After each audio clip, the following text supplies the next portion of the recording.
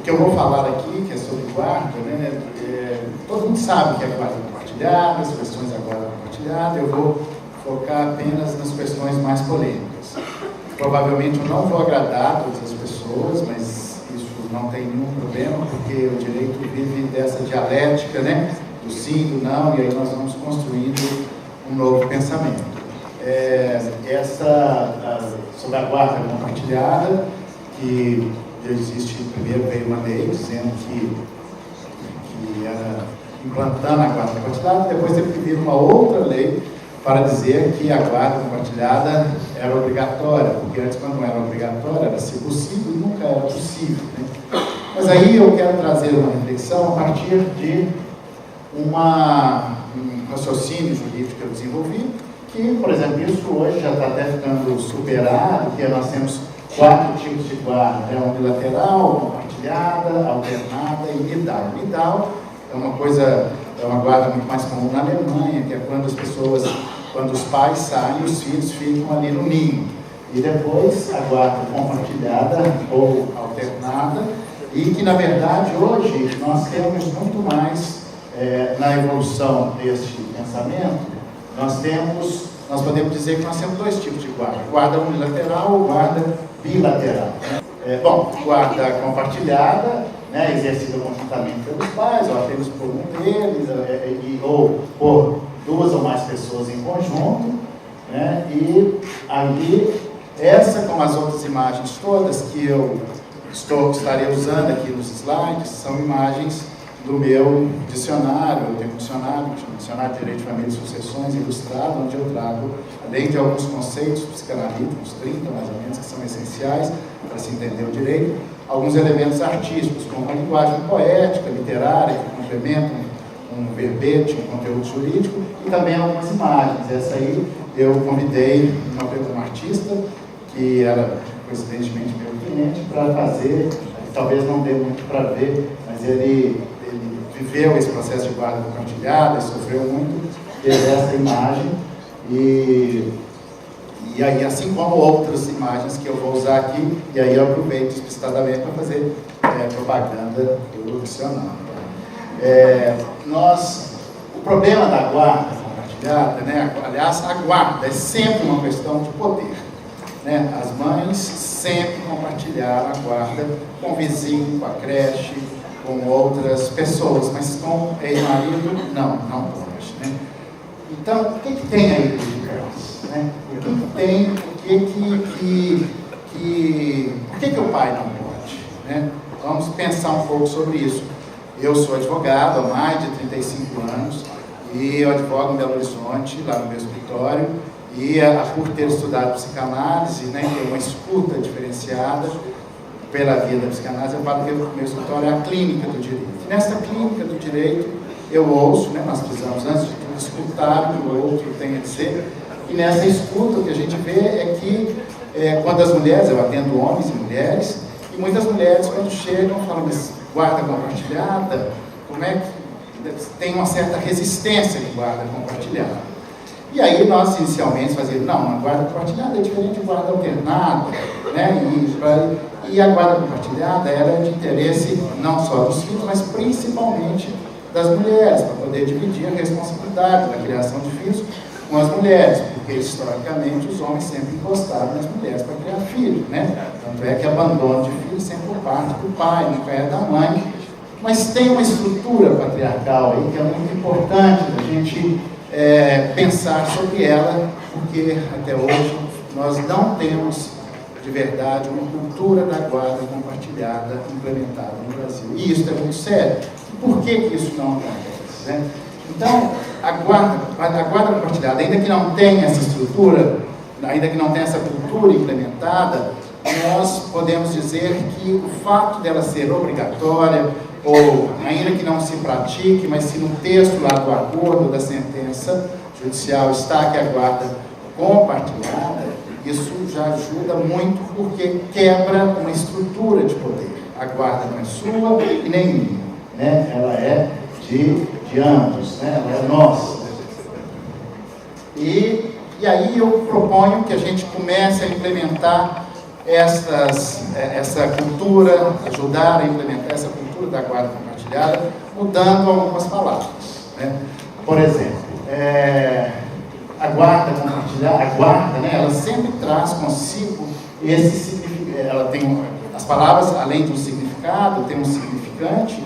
Eu vou dizer o que é isso, né, que é uma expressão psicanalítica, mas a guarda, ela traz essa expressão guarda, ela traz esse significante muito mais de objeto do que de sujeito. Tanto que no Estatuto das Famílias, que é... Berenice. Só tirar a conta. Quando a expressão traz essa expressão muito mais de sujeito do que de objeto, e no Estatuto das Famílias, um projeto do IBDFAN que tramita no Senado Federal, que se aprovado retirará todo o livro do Código Civil, do livro de família do Código Civil, e será substituído pelo Estatuto das Famílias. Nós já não usamos mais a expressão guarda, mas apenas convivência. Outro exemplo é a expressão visita.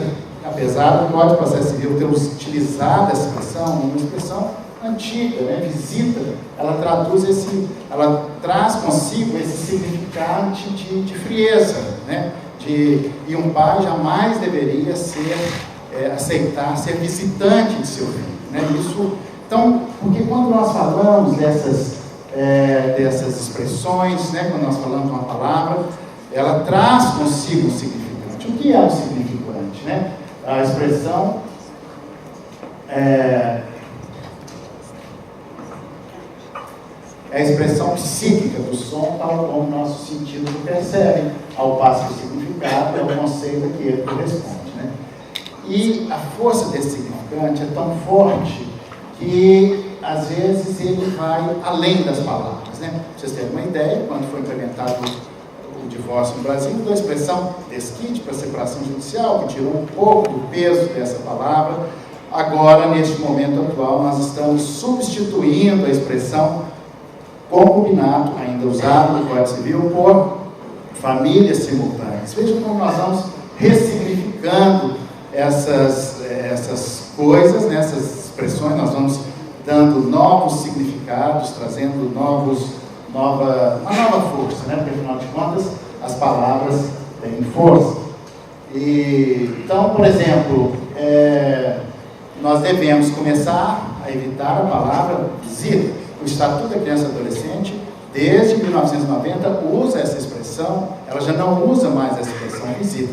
Mas até hoje a gente vê que nos livros de direito de família, nos acordos, né, que se faz no judiciário, e não é uma coisa tão inocente, né? Quando se fala visita, isso traz uma frieza. Não é visita, não deveríamos fazer, o pai não deveria visitar o seu filho, deveria conviver com o seu filho, né? Por exemplo, lá no Estatuto das Famílias, no nosso projeto de lei, e no artigo 99, fala: pais e filhos têm direitos e deveres recíprocos de convivência familiar. Convivência deve ser compartilhada, ainda que haja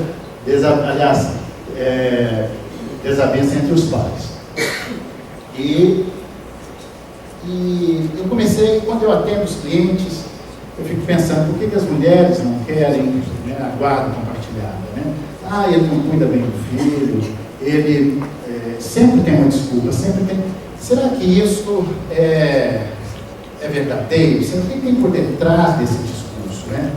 E as mulheres, e todo esse discurso é em nome da proteção dos filhos, para o bem dos filhos, né?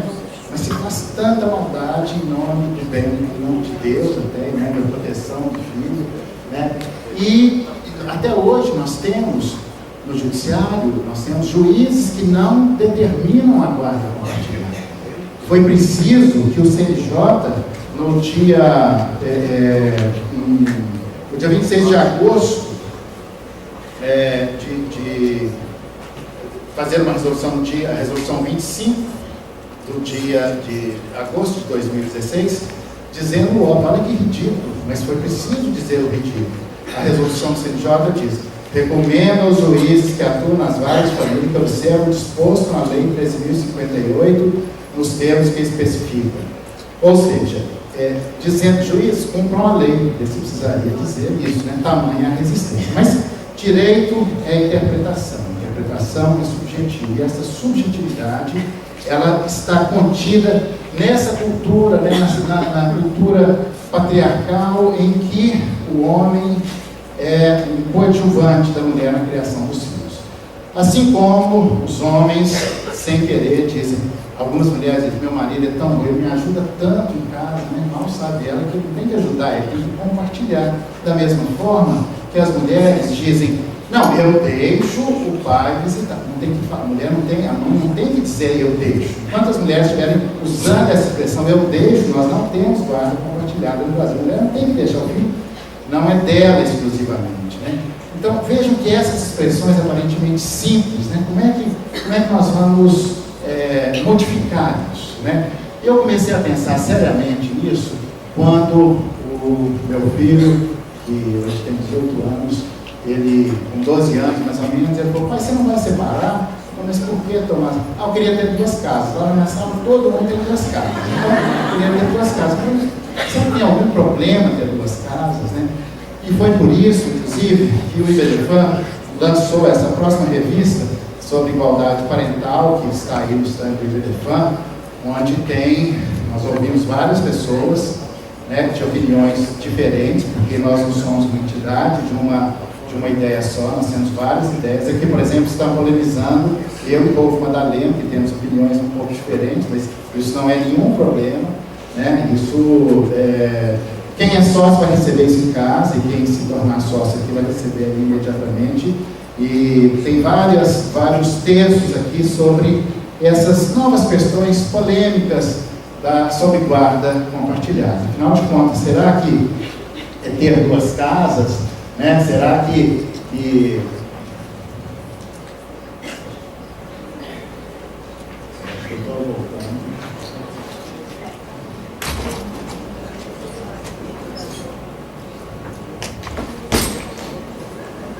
depois tem que ser descontado no tempo, né? Tá voltando, Rodrigo. Tá voltando. Eu olhei já perto.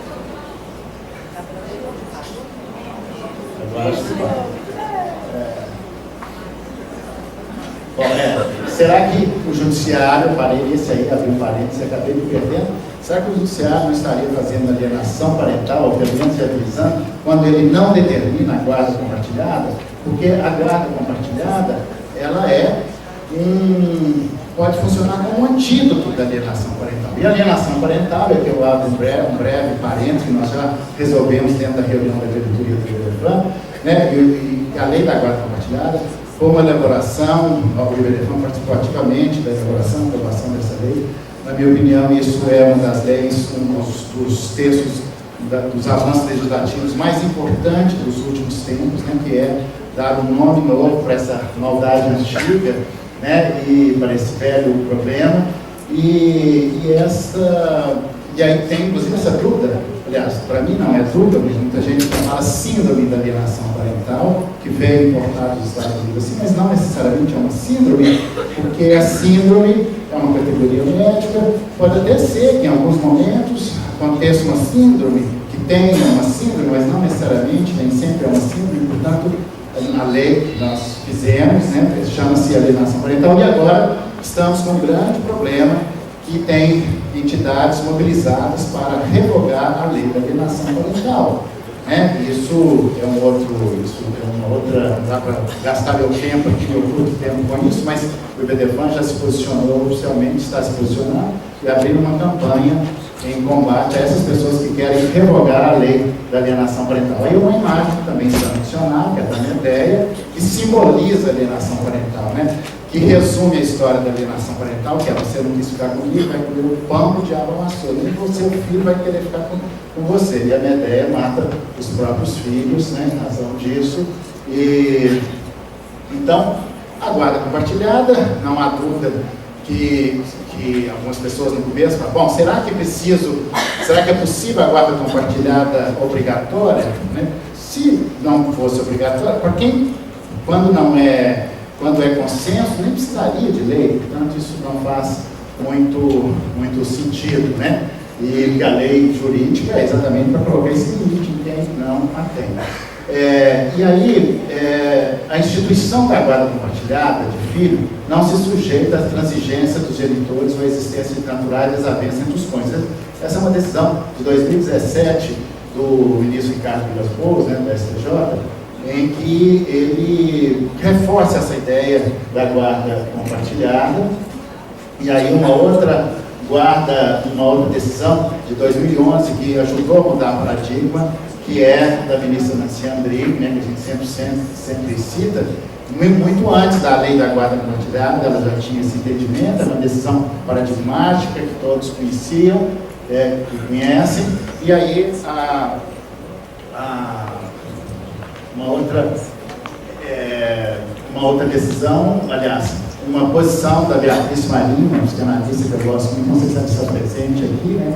E que ela tem, inclusive, um texto dela nessa revista do IBDFAN, ela foi uma das primeiras a falar dessa ideia de guarda compartilhada com duas residências, mas, afinal de contas, qual é a atual polêmica, né? Será que da guarda compartilhada? Será que duas casas, uma casa, né? Será que... E aí eu, como é um congresso internacional, obviamente que eu fiz uma pesquisa, inclusive a partir deste livro, que Uma Família Parental e Duas Casas, é um livro de uma editora portuguesa, onde eu tirei vários textos aqui sobre essa ideia de duas casas. Eu não tenho, o Código Civil argentino não deixa isso claro, eu vou ter que passar rápido em razão do tempo, mas em Portugal, a Lei 61 de 2008, que é a última reforma do Código Civil, né, no artigo 900, ela muda para alguns paradigmas. Primeiro, ela substitui a expressão poder parental por responsabilidade parental, que é o mesmo que nós estamos fazendo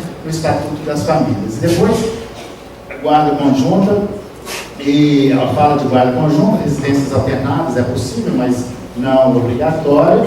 E o Manuel Joaquim, um magistrado português, e na entrevista, e ele dá essa entrevista para essa revista do Elefant, ele diz assim: a residência alternada se mostra uma das respostas possíveis, sendo, no entanto, a que melhor responde aos objetivos estatuídos no artigo 1906, ao superior interesse da criança. E vai por aí afora. Outras pessoas de Portugal, muitas decisões de Portugal já estabelecem essas residências alternadas, e, portanto, a gente começa a mudar, inclusive, a expressão guarda compartilhada para guarda compartilhada com residências alternadas, né, tirando um pouco o preconceito sobre a guarda alternada. Essa é uma psiquiatra, Ana Vasconcelos, que fala sobre a importância da guarda alternada. Ela diz o seguinte: a residência alternada permite que os pais continuem a dividir atribuições, responsabilidades e tomadas de decisões em iguais condições, reconhecendo as suas diferenças e limitações, bem como o valor do papel de cada para com a criança. Essa diferença clara e coerente de papéis materno e paterno é fundamental para o saudável crescimento dos filhos, pois permite uma estruturante identificação aos modelos parentais, fundamental para o normal desenvolvimento da sua identidade pessoal. E, continuando, o Conselho da Europa, que trata, ele expediu a resolução 2079, né, que trata da igualdade e responsabilidade parental partilhada. Ela recomenda aos países europeus, no item 551, e introduziu na sua legislação o princípio de residência alternada depois da separação, limitando as exceções aos casos de abuso infantil ou negligência ou violência doméstica, ajustando o tempo em que a criança vive na residência de cada progenitor em razão das suas necessidades e interesses.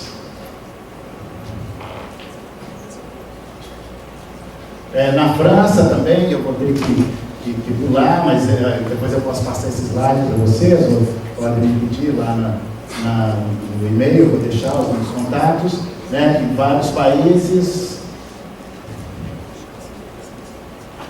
nos Estados Unidos também, na Suécia, e teve uma grande pesquisa com essa psicóloga, fez em Estocolmo, nem concluiu agora compartilhada com residência alternada, uma pesquisa foi entre filhos de 10 e 18 anos, estão com melhor saúde mental, enfim, já tem uma série de estudos em vários países do mundo, enquanto aqui no Brasil, alguns juízes nem sequer estabelecem a guarda compartilhada. E aqui algumas decisões no Brasil, primeiro do Rio Grande do Sul, né, do Rui Portanova, que é também do Iberfan, que sempre traz algumas novidades, em que ele quebra um pouco esse preconceito da guarda alternada. Aí uma outra do Tribunal de Justiça do Distrito Federal, o problema de AMM, que mora lá e que é presidente do Iberfan Centro-Oeste, né, que fala também que quebra esse paradigma de guarda de residências alternadas, e a lei e só quero transcrever essa lei que todos conhecem, mas para lembrar, porque muitos juízes, muitas pessoas que têm resistência com a aplicação da guarda compartilhada, residência, diz que a lei não fala de que tem que ser, e a maioria dos juízes estabelece o seguinte: olha, nós podemos fazer guarda compartilhada, e como se estivesse fazendo um favor para a criança, né? Mas nós temos que estabelecer a residência na casa de na casa da mãe, né? E esses dias eu fui numa audiência, foi uma luta para a juíza entender que nós não queríamos estabelecer a residência na casa de aquela criança teria residência na casa de ambos. Isso está sustentado por um discurso psicologizante, né, em que as pessoas, que é melhor para a criança, porque a criança corta a rotina, ela precisa de uma rotina. Só que a rotina da criança é aquela, né, ela tem duas casas, ela absorve isso. Nós temos muitos argumentos em relação a isso, mas o fato é que a lei da guarda compartilhada não está sendo cumprida no Brasil. Olha o que está escrito lá. Na guarda compartilhada, o tempo de convívio com os filhos deve ser dividido de forma equilibrada com a mãe e com o pai, sempre tendo em vista as condições fáticas, os interesses dos filhos.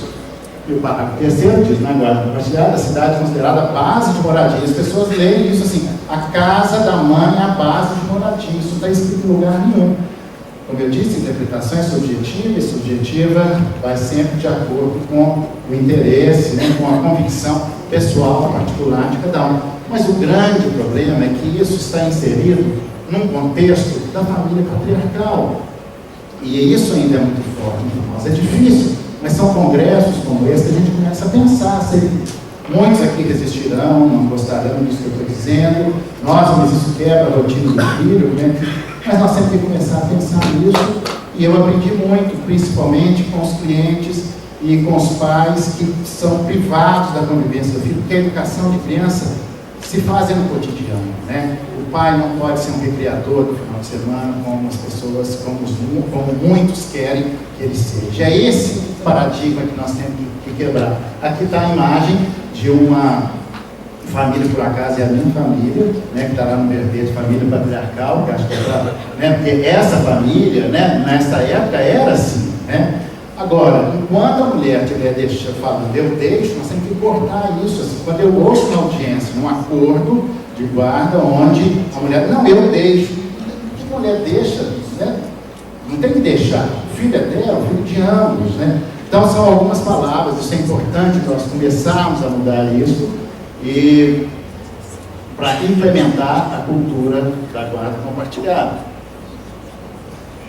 E, portanto, essa igualdade parental, da qual, né, nós queremos, a igualdade entre homens e mulheres, significa isso também, uma participação maior na vida dos filhos, a participação dos filhos por ambos os pais, né, pai e mãe.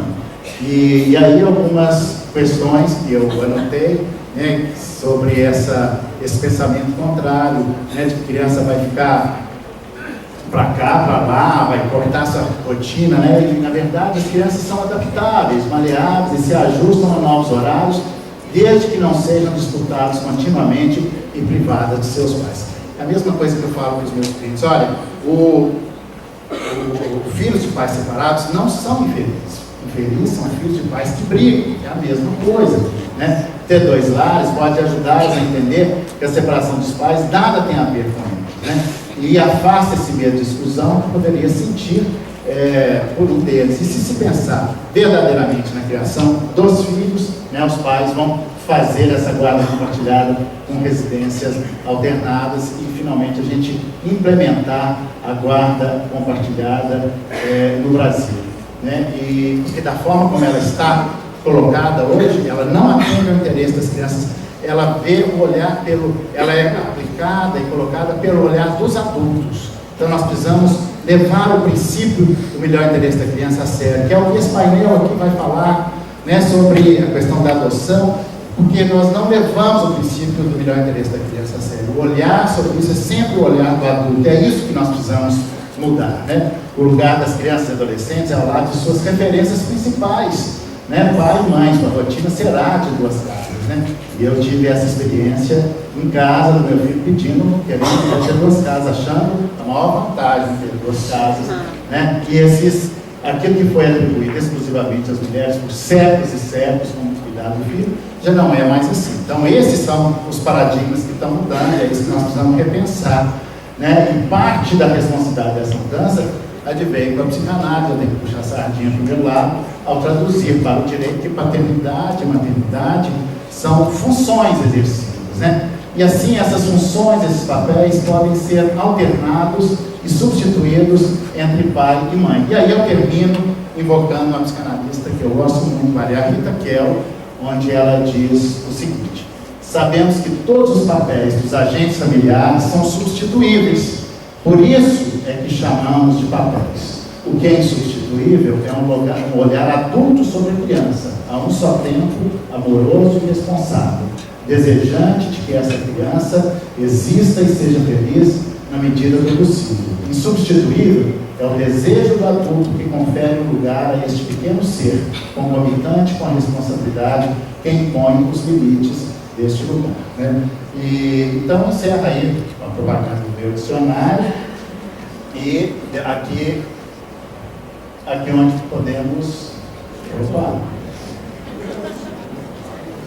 e aqui onde podemos encontrar. Eu posso mandar esse slide para vocês, e depois, se alguém quiser, visite. Eu falo muito sobre isso agora no meu Instagram, que chama Clínica do Direito, né? Vocês podem visitar, e é uma nova proposta, né, de trazer mesmo um novo paradigma, um novo olhar para o direito a partir dessas concepções psicanalíticas. Muito obrigado.